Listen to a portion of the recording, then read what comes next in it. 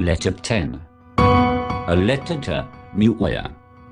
Have you ever seriously considered what would happen to you if all your wealth and property is taken away from you? The possessions, the riches and the luxuries that you have surrounded yourself with belong to this world, a world which has profusely decorated itself, and which is bent upon alluring you with its enjoyments. It has enticed you away, and you have fallen an easy prey to its allurements.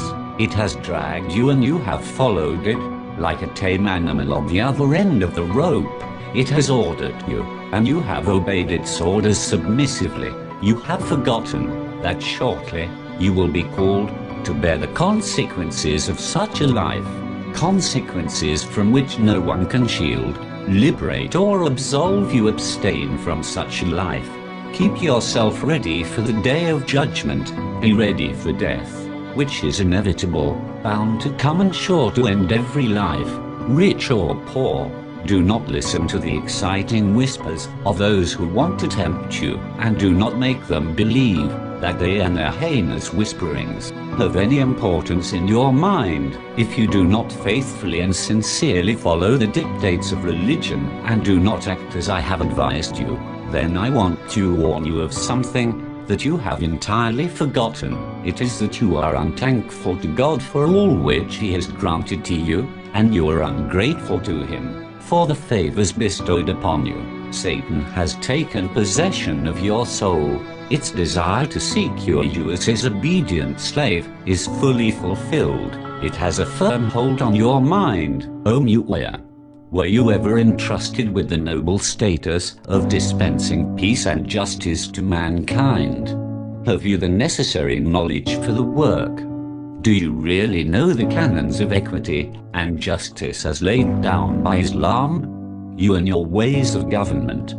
May God protect me from and may withhold me from behaving towards mankind the way you have behaved, and from tyranny, exploitations and murders that you commit.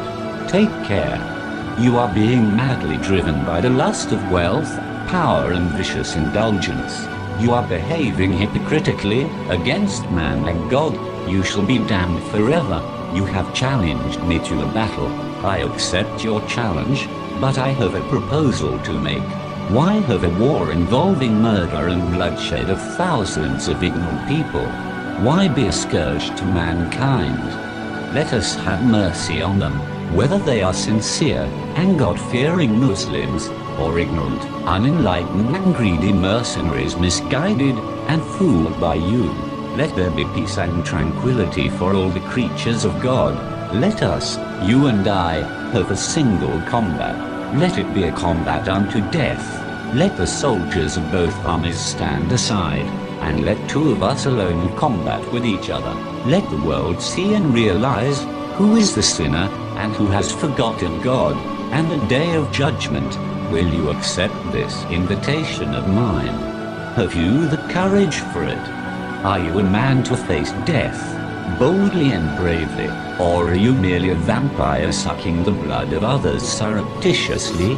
Remember, Muawiyah, though now old I am still Abu al-Hassan, the man who killed your maternal grandfather, your uncle and your brother, in single combats in the Battle of Badr. The same sword is still in my hand, the same blood is still flowing in my veins, the same heart is still throbbing in my chest, and with the same courage I still face my enemy. Will you come and face me alone?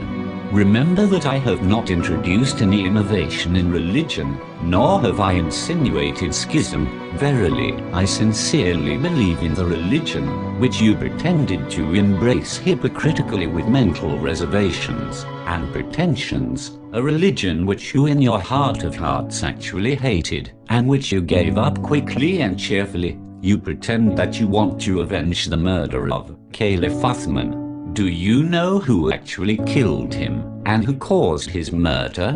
If really you do so, then seek vengeance on them. I see before me the day when you will be tired of this war, when you will face defeat, when you will find death or disgrace facing you, when I shall scatter your armies, killing your famous but misguided marshals, when I shall thin your ranks and files, then in despondency and despair you will turn towards the book of God, though you will have no faith in it, and no belief in the truth preached by it, because you and your followers, being hypocrites, have no faith in God, in the Holy Prophet, and the day of judgment, and who have gone back on their promises.